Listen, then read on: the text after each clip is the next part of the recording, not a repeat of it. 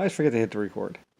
The Windscale reactor was a reactor featuring the first nano-made material of its kind. In fact, um, it's hard to tell, and it's not on the web. But the metal that was featured in the Windscale reactor was the first molecularly assembled metal ever. It had to be. They did not just shave off the little edges. Um, it had to actually be remade and reassembled molecule by molecule into the round cylinder shape. All that stuff that you see on the TV about how they shaved off what's it called, that's all ridiculous. No, it's a molecularly assembled metal, and the toughest of its kind, that's supposed to be able to withstand basically sun temperatures, basically, or fusion reaction temperatures, which is equivalent to whatever is inside the sun, or the outer ring of the sun anyway. Upper atmosphere of sun, basically down about middle, maybe getting closer to the core, although probably not, because as you get closer, everything burns at that temperature, even metal. I'm not exactly sure what is in the middle of the sun, but whatever, it's really hot.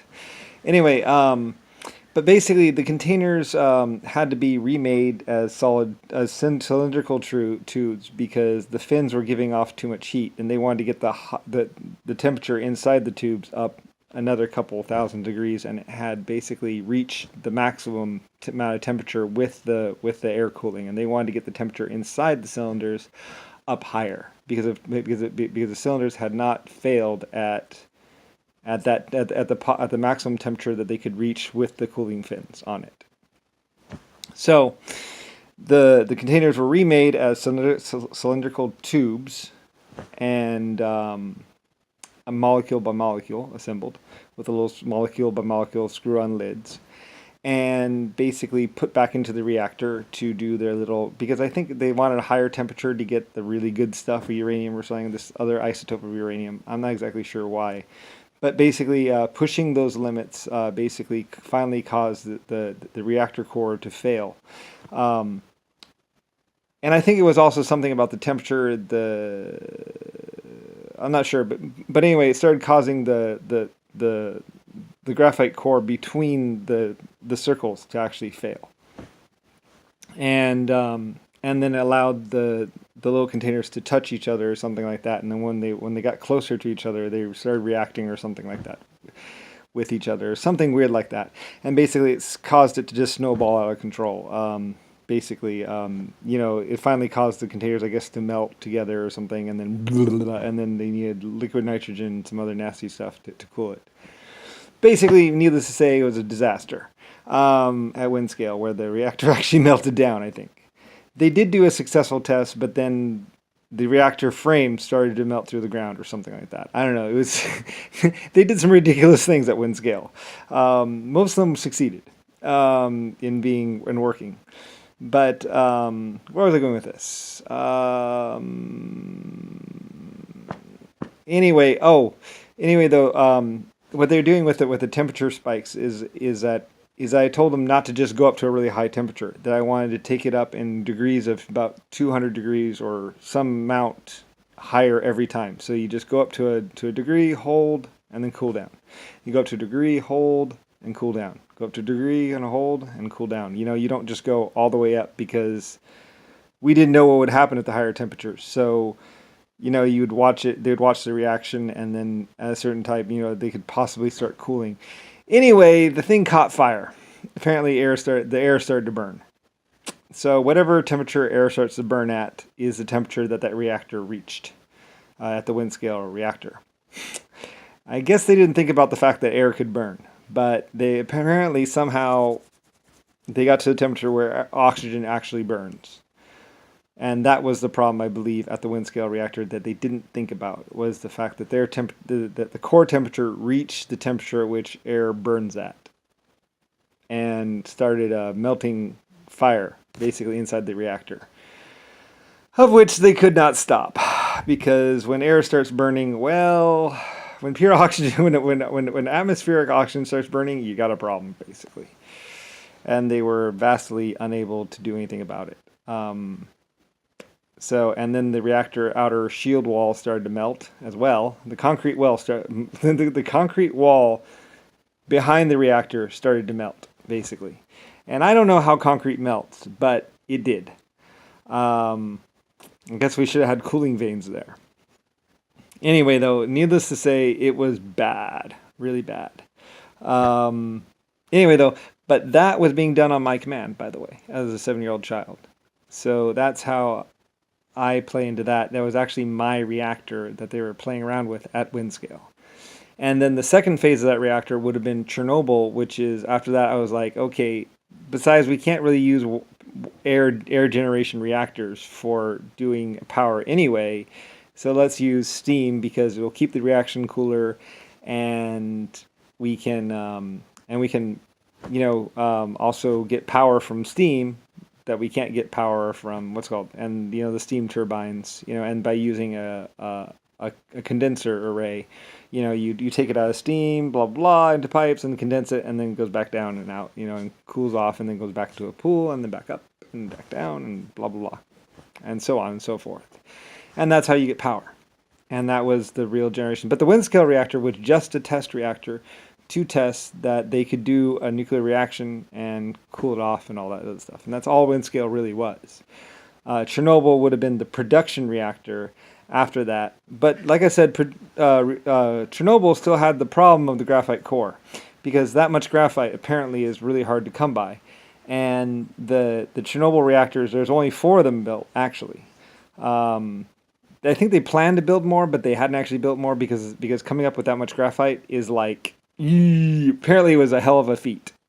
In other words, it was like the Windscale reactor was the most graphite that they'd ever put together. And I think it's like graphite, like lead from a pencil or something, like graphite, that kind of lead or something like that. I don't know.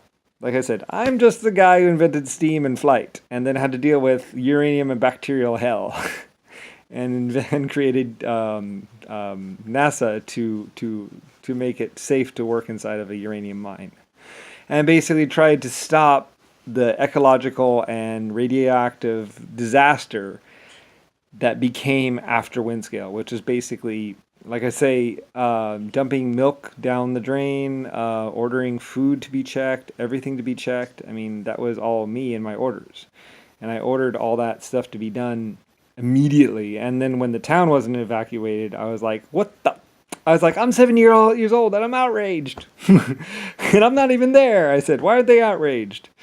Because they had all just been exposed to radiation, and there was no stopping the radiation. So, and all kinds of different isotopes.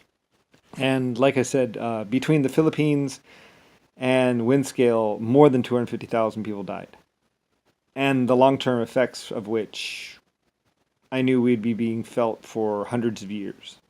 So I was, as the inventor of flight and steam and everything else, I was really upset that my facility was killing people. And I was really upset when I found out that the mines were also killing people. And like I said, I ordered everything I could possibly think of under the sun to be done. Of course, back then, you're talking about 1930s technology. So there wasn't a lot to go with. I mean, shielded cables had to be created. The NASA suits had to be created, with cooling systems had to be invented. I mean, the sheer number of just things that had to be done is outrageous to protect people. But they were done, and it was overcome, and the reactor was put away safely as possible, and cleaned up. Kind of the same thing that's happening with Chernobyl. Japan, I'm not exactly sure what the friggin' hell happened with that, because I never ordered a nuclear disaster there. So I don't know what the deal is with Fukushima. It was supposed to be, I mean, Chernobyl was a safe reactor, and at Fukushima, I guess that was just operator error. They weren't putting the cooling in. They should have just turned on, you're supposed to just turn on the goddamn emergency system and say, fuck the reactor, man. I don't give a fuck about the reactor. Cool that puppy down. I don't care if it turns into slag. I don't care if it like fractures, whatever. You'll take it apart and reassemble it later. The key is the the people, the amount of people that are going to get irradiated. Thank God, thank everyone that the isotope that they're using in the Japanese reactors was a safer isotope that only had a 30-year half-life. I mean, after Windscale, which was using Windscale, I believe, used pure uranium or a uranium isotope that was close to, it was a nasty one. And then Chernobyl also used the nasty long-lived isotope one as well, but it was made inside a container vessel that could take it. So most of the radiation is confined to Chernobyl itself. But that was the second generation reactor. America's reactors are really third and fourth generation. Chernobyl would have been built about 1955, 1940 or so. 1945 about to 50 is when the Chernobyl reactor would have been built by my people. And then we kind of move on to the American tests and their experiments with taking reactors out of control. And then we kind of move back to the French, which really had not much to do with other than the fact that, I was basically the granddaddy of reactors and uranium, from the Windscale and the Chernobyl reactors.